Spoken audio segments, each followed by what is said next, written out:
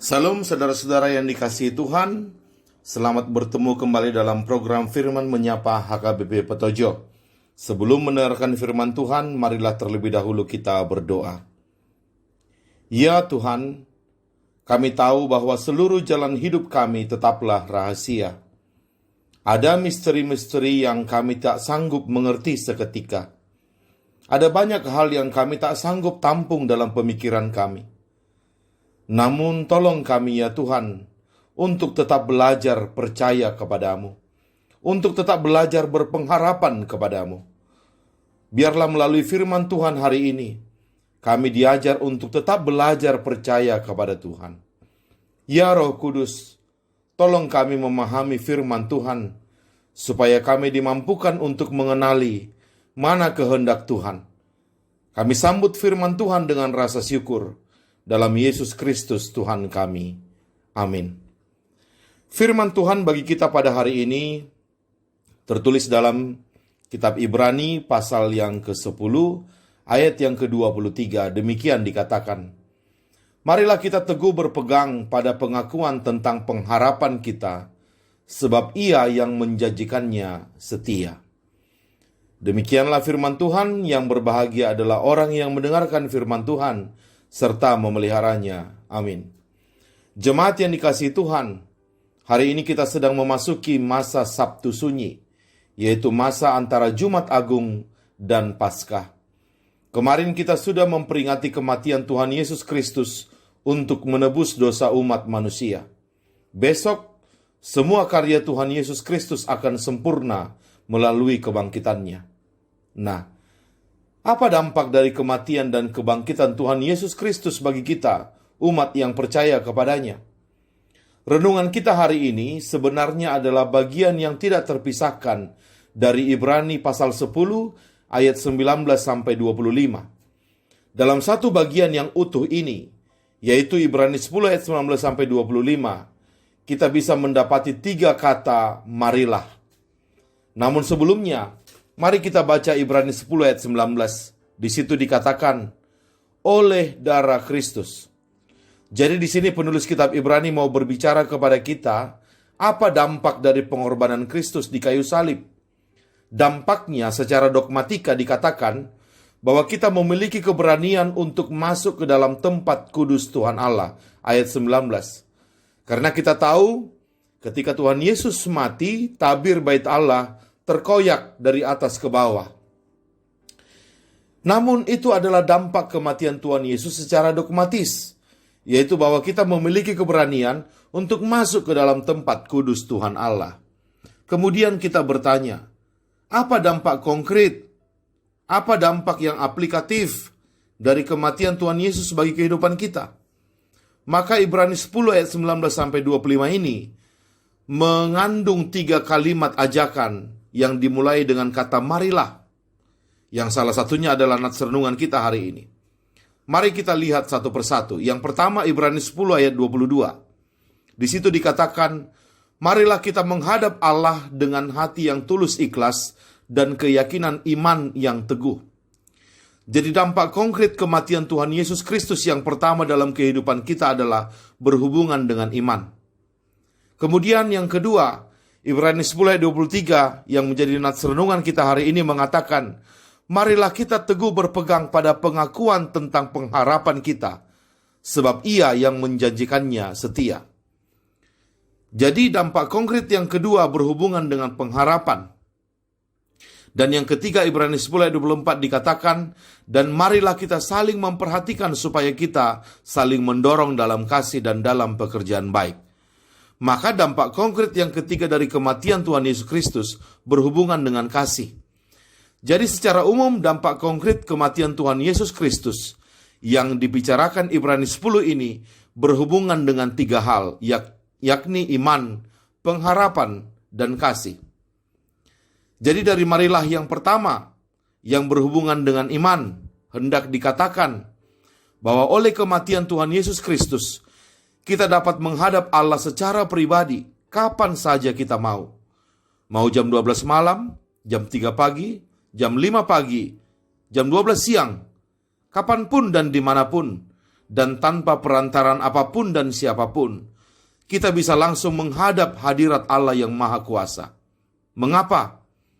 Karena melalui kematian Tuhan Yesus Kristus, kita memiliki jaminan penuh bahwa Allah akan selalu menyambut kehadiran kita ketika kita mendekati Dia.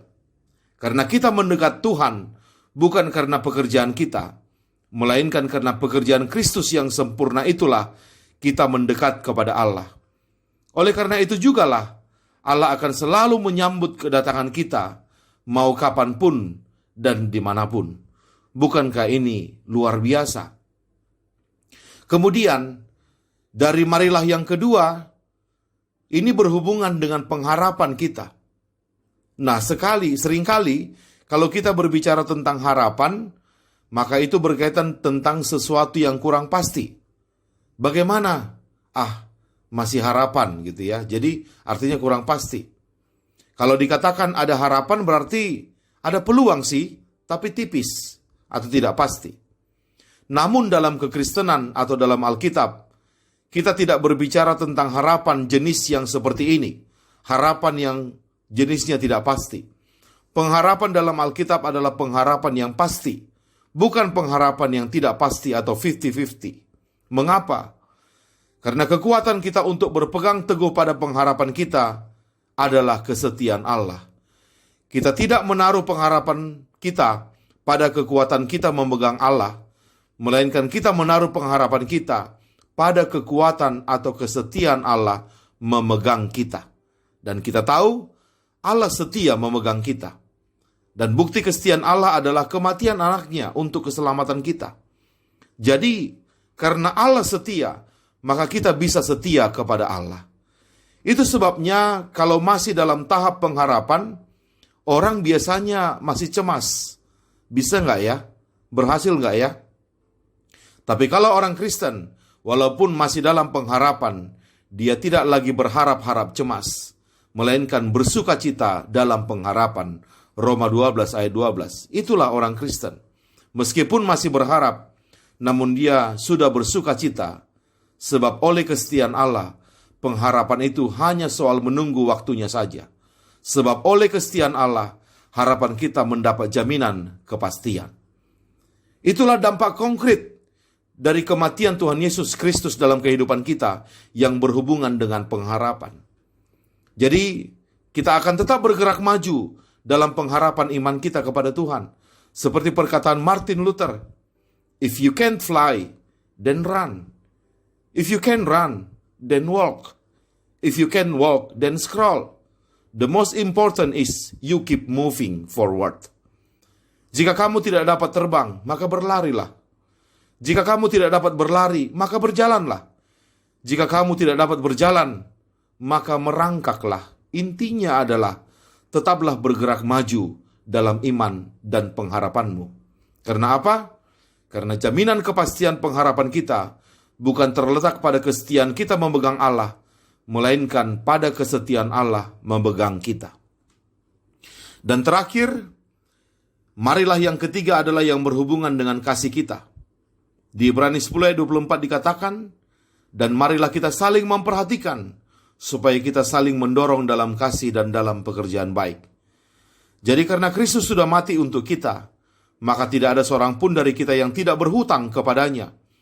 Kita semua adalah orang-orang yang berhutang keselamatan pada kemurahan Bapa di dalam Yesus Kristus.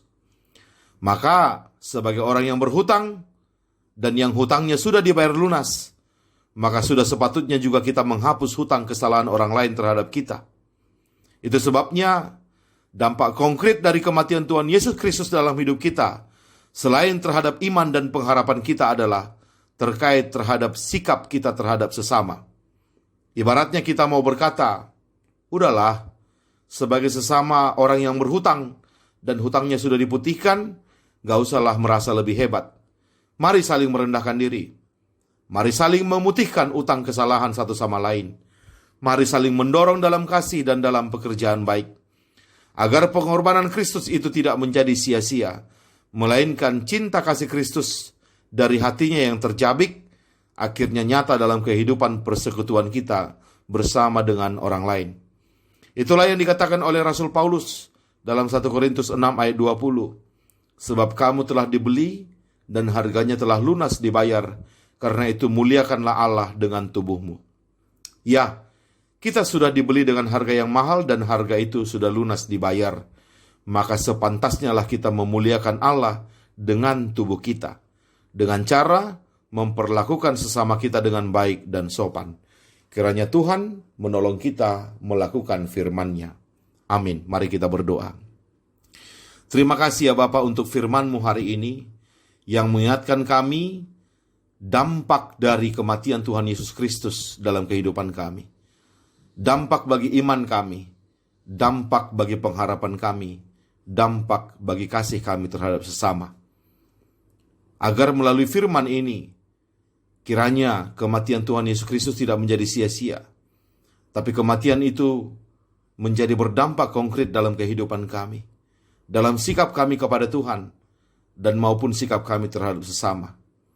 Mampukan kami Tuhan untuk menunjukkan bahwa kami adalah orang-orang yang telah ditebus, dan harga tebusan itu sudah lunas dibayar, agar kami memuliakan Tuhan dengan tubuh kami sebagai orang-orang yang sudah ditebus.